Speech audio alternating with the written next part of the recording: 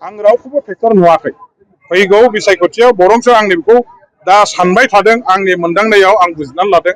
जायफोर हेंथा हान्जानि बिरोधी दलनि केन्डिडेट ओंखारगोन बिथांमोननि एइबार सिकिउरिटि मानिया फरफिट जाजोबगोन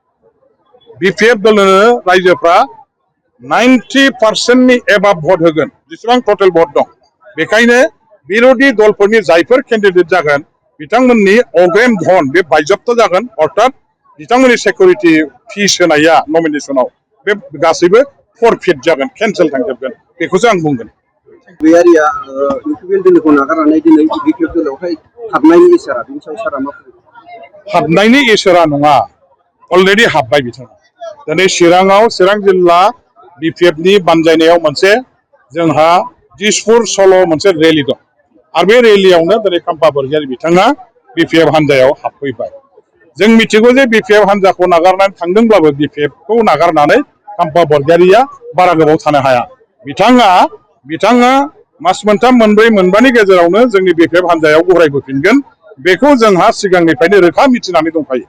दसे समनि थाखाय मानिबा खुद्रायनाय दंमोन बेनि थाखाय बिथाङा दिनैहाय हान्जाखौ नागारनानै थांदों आरो दिनैहाय बिथाङा मास मोनब्रै मोनबानि गेजेरावनो जोंनि हान्जायाव गरायबोफिनदों एथ' गोरलै नङा बिपिएफखौ जोनोम होगिरि बिटिसिखौ जोनोम होगिरि बिटिसि सुक्ति खालामग्रा बेबायदि सासे नेताया दिनै नैबे टीमखौ बिपिएफखौ नागारनानै गुबुन हान्जायाव थांनानै खामानि मावहैनाया बिथांनि थाखाय खुनु दिन सम्भब नङा असम्भब बेखायनो दिनै बिथाङा गिदिंनानै बेवहाय फैफिनगोन बेखौ जोंहा मालांखावनो फोथायनाय दङमोन आरो बे जोंनि फोथायनाय जोंनि साननाया दिनै रोखा जाबाय खाम्फा बरगयारीनि बिपिएफ हान्जायाव गिदिंबोफिननायखौ जोङो गोरबो गोसोजों माने बिथांखौ रंजा खुसि जों बजबनानै लाबाय आरो बिथांखौ दलखौ गोख्रों खालामनो थाखाय जाहाथे खामानि मावनो लिडारशिपखौ होयो माने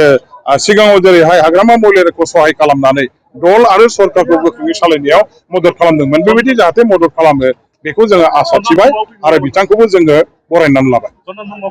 निस्सय लासै लासै बयबो फैगोन मानो फैया जानो बयबो फैगोन खिन्थु दिनैसिमहालागै बिथाङा मा सानदों आं बुंस' हाया खिन्थु आं सानो सानसे बेलासे बिथाङाबो हयथ'बा बिपिएफ हान्जायाव गरायबोफिननानै जाथि समाज आरो देश अर्थात बिटिसि बेखौ सेबा खालामनाय गोख्रों खालामनाय रायजोफोरनि मोजां मावनायनि थाखाय बिथाङाबो निस्सय उचित प्लेटफर्म हिसाबै बिपिएफआव फैयोबा बिराद मोजां जागोन आं बिथांखौबो खावलायबाय